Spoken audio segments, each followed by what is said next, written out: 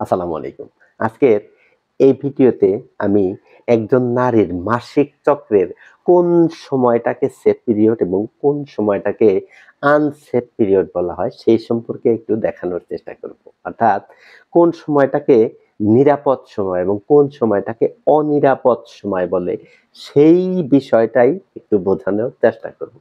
তাহলে একজন নারীর মাসিক চক্রকে যদি আমরা ৩ টি ভাগে ভাগ করি, যেমন ১ থেকে ১০ দিন এবং ১০ থেকে ২০ দিন এবং ২০ থেকে ৩০ দিন। এই যে ৩ টা ভাগে ভাগ করলাম। ১ম ১০ দিন, মাঝখানের ১০ দিন এবং পরের ১০ দিন। এই ৩ টা ভাগের মাঝখানের ভাগটাকে বলা হয় আনসেফ পিরিয়ড। Unsafe period. এবং এই ১ম ১০ দিনকে বলা হয় সেফ পিরিয়ড।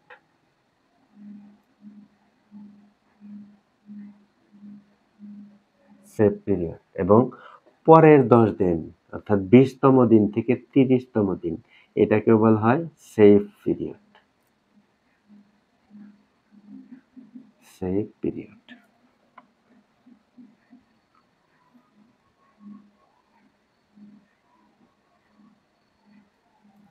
তাহলে এই যে প্রথম ১ থেকে ১০ দিন এটাকে সেফ পিরিয়ড বলা হয় কি কারণে?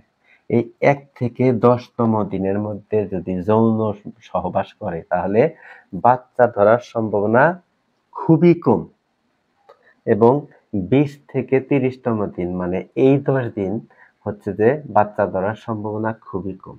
এই কারণে এই ২ টা সময়কে সেফ পিরিয়ড বলা হয় এবং মাঝখানে যে ১০ থেকে ২০তম দিন মাসিকের এই সময়টাকে আনসেফ পিরিয়ড বলা হয়। কারণ হচ্ছে এই সময়টাতে সহবাস করলে বাচ্চা ধরার সম্ভাবনা সবচাইতে বেশি থাকে।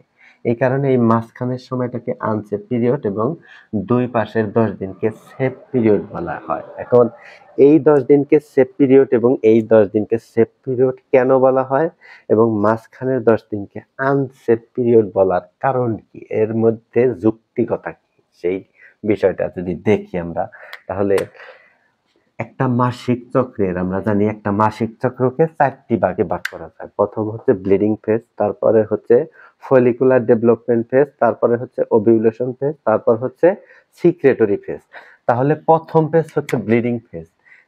এটা ১ থেকে ৫ দিন অথবা ৭ দিন পর্যন্ত কারো কারো ক্ষেত্রে থাকতে পারে ব্লিডিং ফেজ। এই সময়ে রক্তক্ষরণ হয় বা রক্ত পড়ে কোথা থেকে এই ভ্যাজাইনাল ওপেনিং দিয়ে রক্ত বের হয়। কাজেই এই ১ থেকে মোটামুটি ৫ থেকে ৭ দিন পর্যন্ত কেউ ইন্টারকোর্স করে না, অর্থাৎ সহবাস ম্যাক্সিমাম মানুষই এই সময়টাতে সহবাস অ্যাভয়েড করে চলে। তারপরে যে ৭ দিন ব্লিডিং হয়ে গেল, ৭ দিনের পর থেকে মোটামুটি আরো ৫ দিন সময় লাগে হচ্ছে যে ওভারির মধ্যে একটা ডিম্বাণু পরিপক্ক হতে সময় লাগে। তাহলে ধরলাম যে ৫ দিন এবং একটা ডিম্বাণু পরিপক্ক হতে লাগলো ৫ দিন, তাহলে ১০ দিন। আর যদি ৭ দিন ব্লিডিং থাকে, যদি আরো ৫ দিন লাগে ডিম্বাণু পরিপক্ক হতে, তাহলে ১২ দিন। মোটামুটি ১০ থেকে ১২ দিন। তাহলে এই ১০ দিন হচ্ছে সেফ পিরিয়ড, অর্থাৎ এই সময়টাতে ডিম্বাশয়ের মধ্যে কোনো পরিপক্ক ডিম্বাণু থাকে না।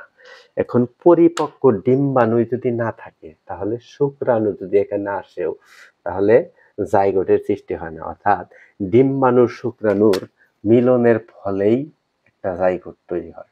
একটা পুরুষের শুক্রাণু এবং একজন মহিলার ডিম্বাণু এই ২ টা যদি একসাথে হয় তাহলেই একটা বাচ্চার সৃষ্টি হয়। এখন এই ডিম্বাণুই যদি এই ডিম্বাশয়ের মধ্যে না থাকে তাহলে বাচ্চাটা হবে কিভাবে? এই কারণে এই ১ম দিন থেকে ১০তম দিন এটাকে ধরা হয় আনসেফ পিরিয়ড, অর্থাৎ এই সময়ের মধ্যে যদি ইন্টারকোর্স বা সহবাস করা হয় তাহলে বাচ্চা ধরে না। কারণ কি? কারণ ডিম্বাশয়ের মধ্যে কোনো পরিপক্ক ডিম্বাণু থাকে না। এখন এই যে পরের ১০ থেকে ২০তম দিন, পরবর্তী ১০ থেকে ২০তম দিন এই সময়ে বাচ্চা ধরার সম্ভাবনা সবচাইতে বেশি থাকে। কারণ কি? এই ১০ থেকে ২০তম দিনের মধ্যে এই দুটো ডিম্বাশয় থেকে একটা ডিম্বাণু পরিপক্ক হয় এবং এই ডিম্বাণু পরিপক্ক হওয়ার পরে এটা ওভুলেশন হয়, অর্থাৎ ডিম্বস্ফোটন হয়। অর্থাৎ এই ডিম্বাশয়ের ভিতরে থেকে, এই গ্রাফিয়ান ফলিকলের ভিতর থেকে সেকেন্ডারি ওসাইট ডিম্বাশয়কে ফাটিয়ে এই ফ্যালোপিয়ান টিউবের মধ্যে যায়। এই 10 থেকে 20তম দিনের মধ্যে এই ঘটনাটা ঘটে। আর এই ডিম্বপাত হওয়ার পরে যদি এই ভ্যাজাইনাল ওপেনিং দিয়ে কোনো পুরুষের শুক্রাণু এই ফ্যালোপিয়ান টিউবের মধ্যে পৌঁছায়, তাহলে এই ডিম্বাণু আর শুক্রাণুর মিলনের ফলে একটা জাইগোট তৈরি হয়। এই জাইগোটটা পরবর্তীতে আস্তে আস্তে এই এন্ডোমেট্রিয়াম লেয়ারের উপর আস্তে আস্তে বড় হয়, এখান থেকে মোটামুটি একটা বাচ্চা তৈরি হয়। তাহলে এই 10 থেকে 20তম দিনের মধ্যে মোটামুটি একটা ডিম্বাণু পরিপক্ক হয় এবং পরিপক্ক ডিম্বাণুটা কি ওভিউলেশন হয়, অর্থাৎ ডিম্বস্ফোটন হয়ে এই ফ্যালোপিয়ান টিউবে যায়, বিধায়ী ডিম্বাণু এবং শুক্রাণুর মিলনের পরে বাচ্চা হয়।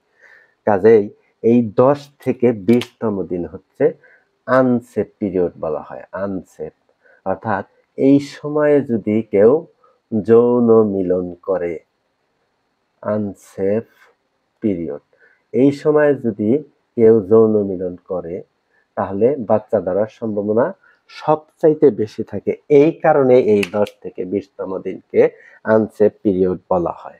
আশা করি বুঝাতে পেরেছি। এখন এই যে পরবর্তী আবার 20 থেকে 30তম দিন, 20 থেকে 30তম দিনকে যে আবার সেফ পিরিয়ড বলা হয়, এর পিছনে আবার যুক্তি কি? এই যে পরবর্তী 20 থেকে 30তম দিন, এই যে 10 থেকে 20তম দিনের মধ্যে কি হলো, একটা ডিম্বাণু বড় হলো, পরিপক্ক হলো, সেই ডিম্বাণু এখানে গেল, ফ্যালোপিয়ান টিউবের মধ্যে গেল। এখন এই ফ্যালোপিয়ান টিউবের মধ্যে এই ডিম্বাণু আবার কতক্ষণ থাকে? 24 থেকে 48 ঘন্টা পর্যন্ত থাকে। তার জন্য একটা শুক্রাণুর জন্য ওয়েট করে, একটা শুক্রাণুর জন্য ওয়েট করে। তখন যদি শুক্রাণু আসে তাহলে এই ডিম্বাণু শুক্রাণুর মিলন হয়, জাইগোট সৃষ্টি হয়। আর যদি এই 24 থেকে 48 ঘন্টার মধ্যে কোনো শুক্রাণু এই ফ্যালোপিয়ান টিউবের মধ্যে না যায়, যদি এইখানে ডিম্বাণু এবং শুক্রাণুর যদি মিলন না হয়, তাহলে এই ডিম্বাণু 24 থেকে 48 ঘন্টা পর এই ফ্যালোপিয়ান টিউবের মধ্যে আর থাকে না। তখন এই ডিম্বাণুটা এই ফ্যালোপিয়ান টিউব থেকে এসে এই এন্ডোমেট্রিয়াম লেয়ারের কোনো জায়গায় অবস্থান করে। এই 20 থেকে 30তম দিনের মধ্যে, অর্থাৎ এই যে ডিম্বাণুটা গেল ফ্যালোপিয়ান টিউবের মধ্যে, সে কিন্তু 24 থেকে 48 ঘন্টা অপেক্ষা করলো। যদি শুক্রাণু আসে তাহলে মিলন হলো, জাইগোট তৈরি হলো। আর যদি না হয়, সেটি এসে এই এন্ডোমেট্রিয়াম লেয়ারের উপর কোনো জায়গায় বসে যায়। এখন এই যে ওভারি বা ডিম্বাশয় থেকে 10 থেকে 20তম দিনের মধ্যে ডিম্বাণু একটা কি হলো, ওভুলেশন হয়ে চলে গেল, তখন কিন্তু এই ওভারির মধ্যে আর কোনো পরিপক্ক ডিম্বাণু থাকে না পরবর্তী এই 20 থেকে 30তম দিনের মধ্যে। তখন এই যে গ্রাফিয়ান ফলিকলের ভিতরে সেকেন্ডারি ওসাইট ছিল, সেকেন্ডারি ওসাইটটা বের হয়ে ফ্যালোপিয়ান টিউবে গেল, তখন এই গ্রাফিয়ান ফলিকলটা শূন্য থাকে, ভিতরে কোনো ডিম্বাণু থাকে না। এটার নাম হচ্ছে, এটা হচ্ছে ডিমের খোলস, এটার নাম থাকে হচ্ছে গ্রাফিয়ান ফলিকল। এই গ্রাফিয়ান ফলিকলটা একা এই ডিম্বাশয়ের মধ্যে, ওভারির মধ্যে থাকে। এখানে কোনো আর প্রাপ্তবয়স্ক কোনো ডিম্বাণু থাকে না এই ওভারি বা ডিম্বাশয়ের মধ্যে। এই ডিম্বাশয়টা তখন আবার মোটামুটি খালি হয়ে যায়। কততম দিন? 20 থেকে 30তম দিনের মধ্যে এই ডিম্বাশয়টা ফাঁকা থাকে, খালি থাকে। এই কারণে ডিম্বাশয়ের মধ্যে যদি পরিপক্ক ডিম্বাণু না থাকে, তাহলে তার ডিম্বাণু আর শুক্রাণুর সাথে মিলন হওয়ার কোনো প্রশ্নই ওঠে না। কারণ এই 20তম থেকে 30তম দিনের মধ্যে এই ওভারি বা ডিম্বাশয়ের মধ্যে কোনো পরিপক্ক ডিম্বাণু থাকে না। এই কারণেই আবার এই 20 থেকে 30তম দিনকে, 20 থেকে 30তম দিনকে বলা হয় সেফ পিরিয়ড।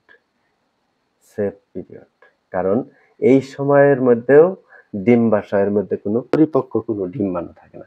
এই কারণে 20 থেকে 30তম দিনকে আবার সেফ পিরিয়ড বলা হয়। আগেকার দিনে যখন কোনো বড়ি ছিল না, কোনো কন্ডম ছিল না, অর্থাৎ কন্ট্রাসেপশনের কোনো মেথড ছিল না, জন্ম বিরতিকরণ কোনো পদ্ধতি ছিল না, তখনকার মানুষরা মূলত এই নিয়মটাকেই ফলো করত।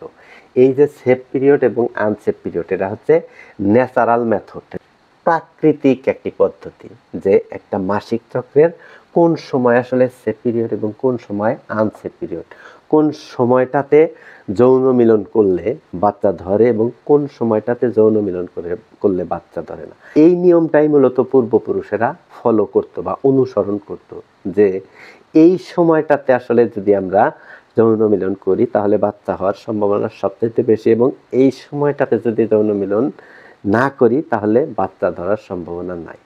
এই কারণে এটাকে ন্যাচারাল মেথড বলে, অর্থাৎ প্রাকৃতিক পদ্ধতি বলা হয়। এটি মোটামুটি 60 থেকে 70% কার্যকরী, এটি 60 থেকে 70% কার্যকরী। হলো মূলত সেফ পিরিয়ড এবং আনসেফ পিরিয়ডের বিষয়, যে একটা মাসিক চক্রের মধ্যে কোন সময়টা সেফ নিরাপদ এবং কোন সময়টা অনিরাপদ, কোন সময়টাতে সহবাস করলে বা ইন্টারকোর্স করলে বাচ্চা গর্ভধারণ করার সম্ভাবনা সবথেকে বেশি থাকে এবং কোন সময়টাতে সহবাস করলে বাচ্চা ধরে না। আশা করি আমি বোঝাতে পেরেছি এই ভিডিও থেকে। যদি বুঝতে পারেন তাহলে ভিডিওতে একটি লাইক করবেন, একটি কমেন্টস করবেন এবং বন্ধুদের সাথে অবশ্যই শেয়ার করবেন। ভালো থাকবেন, সুস্থ থাকবেন। দেখা হবে পরবর্তী কোনো ভিডিওতে।